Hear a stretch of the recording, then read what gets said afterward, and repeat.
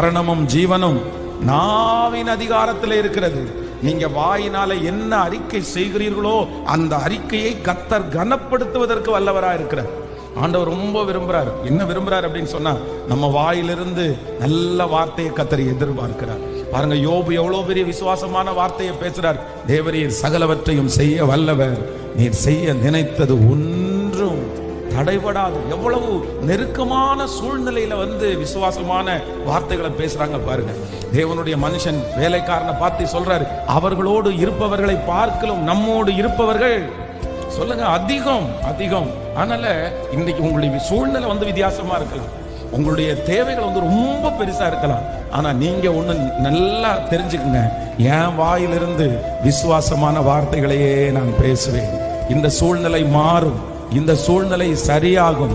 என் தேவனாகிய கர்த்தர் என்னை நித்தியம் நடத்துவார். இந்த பிரச்சனையிலிருந்து